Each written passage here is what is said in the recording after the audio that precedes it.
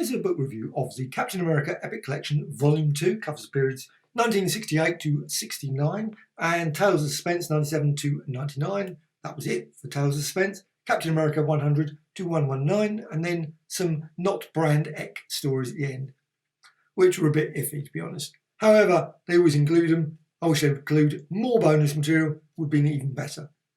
So what's in this? Brilliant book with about 470 odd pages, predominantly in colour. So there's a variety of colour pages, just superb artwork all the way through, with Lee, Kirby, Steranko and Cohen. It's a masterpiece, of course. Great stories. There's a few iffy stories, but I think generally, overall, it's a classic, this volume. So I'm just going to run through it. Got brilliant Jack Kirby artwork. Just love this. One thing always with, of course, with all these comics, one, Tales of Suspense, always odd because you always had like an Iron Man, Whiplash. Then you've got Black Panther. Brilliant Kirby. And this is Joe Sinott. You can definitely see the style. Inking makes so much difference. Also the colouring, everything else. I don't know who did the colouring for this. However, brilliant story as well, Black Panther. But then suddenly the artist changes, the ink changes. And you really can tell the difference. You look at it and go, you know what, Sid Shaw's. It's got a lovely flashback. This is, of course, the first issue of Captain America. Got issue 100 in his own magazine at last. Hang on. Wasn't he in his own magazine back in the 1940s? Anyway, that's a mere quibble. Maybe they should have said back in his own magazine. That would have been a much better title. And maybe they could have started where Captain America finished, the original Captain America. It would have been easier, wouldn't it? Doesn't work like that, of course. This monster unmasked. Now, there's Zemo, good old Zemo. Now, Zemo turns up, or did turn up, quite regularly in a variety of Avengers comics, etc. And was a regular rogue, along with the Red Skull. Of course, the Red Skull turns up as well next. Again, you've got Sid Shaw's inking. Very odd. Now, I love the stories. Red Skull one, he's got the Sleeper. The Sleeper's back. Sleeper 4, 5, 6, 7. The final Sleeper, probably not. I'm certain he's probably up to about 25 now. Probably the Cosmic Gauntlet Sleeper. So, can destroy the entire universe, Sleeper. However, great stories, great. The Weakest Link. Now this one again, this is Sid Shaw's again. I love he's obviously got his relationship with Sharon Carter. I wish they would continue that story a lot more. I don't know what happened in the end, to be honest. However, there was a lot of the romance between him and Sharon Carter in this book. Why not? The poor guy, he's stuck in an ice block for X number of years. So I don't know. Great thing about this, you've got Red Skull. You've got all his bunch of rogues. He's got sort of the evil brotherhood of characters. And they're all pretty deceitful. They've all got special skills. One's got this sort of murder chair. That's his chair, murder chair. What a chair to have. They won't be selling that in any shop anytime soon, I suspect. This is a weird one. This is Dan Adkins. I love Dan Adkins normally. However, the Jack Kirby and Dan Adkins one, this has got a lovely flashback to the war. Brilliant double-page spread. However, the resulting artwork somehow oversimplifies the work. I think even though the restoration, obviously, it's a bit it's not as good as it could have been, I think. However, this one, another one you got here. See, it has a lot of different inkers in this. This one's inked by Frank Giacoa. My apologies for saying his name wrong. Cap Goes Wild. And that has got one of my favourite covers of all time. That was used, I think, as a poster somewhere. I loved that front cover. That's just a dramatic, high impact. Cap Goes Wild. And it's, again, lots of brilliant double sort of... Jack Kirby loved putting the massive devices here. All sort of pretty impressive. But also you've got a story with Bucky. So you've got here lies Bucky. If the past be not dead. Sid Shaw's turns up again. And the artwork changes a bit. But it's a good story. And then you've got the Trapster. Good old Paste Pot Pete. Can't be. And you've got, really? Do you really need? I mean, this at this point, why was he doing a complete single page on Trapster? Very odd. However, poor old Trapster. Well, you can virtually guarantee Trapster is never in the league of anyone.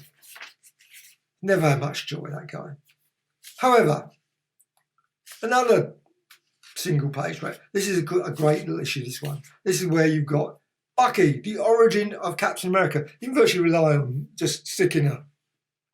Always wonder with these stories, the origin of stories, a flashback. Just wonder if it's a quick to save a bit of time, just quickly throw a flashback story. However, it's a good flashback and actually tells the story really well. Of course, gives a little bit more depth.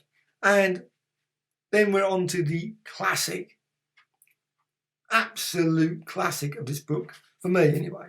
Of course, 110, Captain America with Steranko. Stan Lee and Steranko. Although it looks enough like it's Stan Lee Steranko. Association Unlimited presents No Longer Alone. Because you've got Rick Jones, good old Rick. And you've got the Hulk.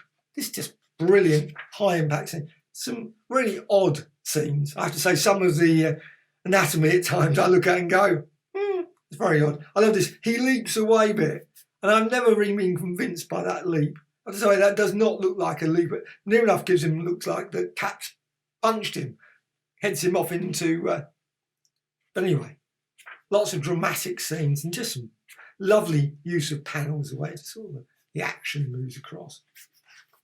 And of course you've got Hydra. Hydra comes back in the story. I just love these stories. It's a classic. I have to say, at times there's bits of it that I think, some of it, the artwork, but I think there's some amazing artwork in it. And I just love these sort of lovely, where he's got obviously death and all the Bucky sort of just stunning. Of course, the Shield books, Steranko, I love those as well. Again, some of the artwork occasionally I would look at and go, however, most of the time it was just a marvel, just brilliant artwork. Very dramatic. However, let's go on to the next story. Lest we forget, we've got another, which is slightly, this one, 112, Captain America. It's an album issue. How odd. Another sort of in-between bit. Very odd issue. I don't understand this one. There's a tribute to the glory-studded career. And you've got a lovely, I think this one's Jack Kirby and George Tusker. Actually, the inking is really quite odd. I quite like it, actually. But again, lots of single-page spreads. You've got Shield there. You've got Sharon Carter, the Fantastic Four Sleeper, the Tumbler, the Swordsman. So it was a good excuse to put lots of pics of various villains from the past, as well as, of course, the Exiles. Oh, that's what their name was. The Exiles. The bunch of merciless, the evil brotherhood, as I called them, the Exiles. However, on to the next story. Of course, you've got the classic Captain America cover. The Steranko again in memory of Captain America, died 1968 in service of his country. This one is slightly odd. This is Palmer did the inking, and this is very unusual. Still brilliant story, very surreal, very odd story. You've got the Avengers in the story. You've also got some dramatic, high impact scenes with Hydra, which is great. A real classic.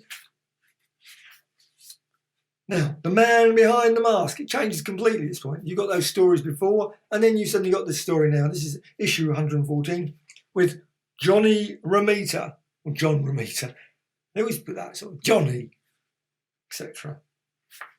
And it's a decent enough tale to move on from there, because it moves into the true classic, and yet another classic. Now begins the nightmare, and it's the Cosmic Cube. The good old Cosmic Cube comes back. Well, you got, obviously, in the previous story, 114, the Cosmic Cube and the Red Skull. And this is a brilliant tale. A bit confusing.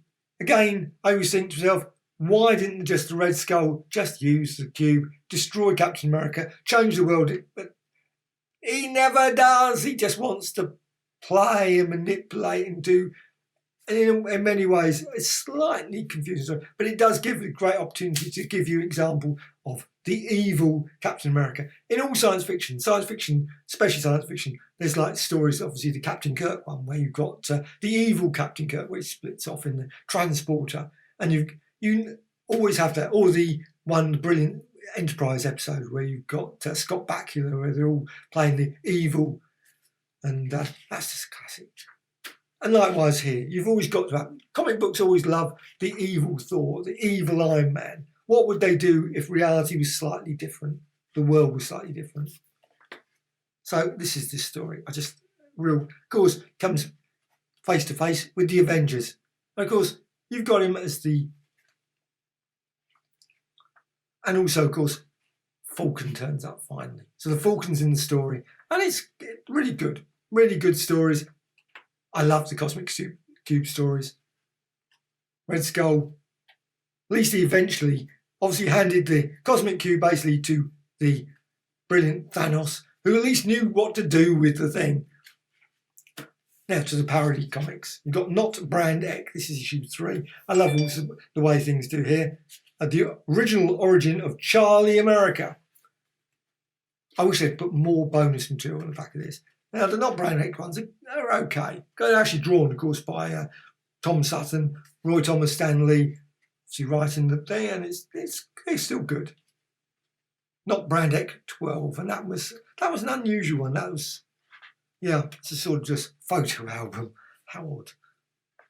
However, bonus material at the back. The Claws of the Panther. So you've got some lovely, the Panther. Captain America versus the Black Panther. Okay. Captain America 100. Also, some other one here, the Trapster. Cover original art, Captain America 108. Also a lovely, this one, the cover colour rough. I love those ones. Actually, I wish they would include lots of those ones. That's actually quite stunning. John Romito. And of course, the original art page. And some other Steranko work at the back. Well, this volume is just absolutely superb. I love all the way through this book. It's just a classic, absolutely classic epic collection. Great stories all the way through, with a few stories, but overall, volume 2, brilliant.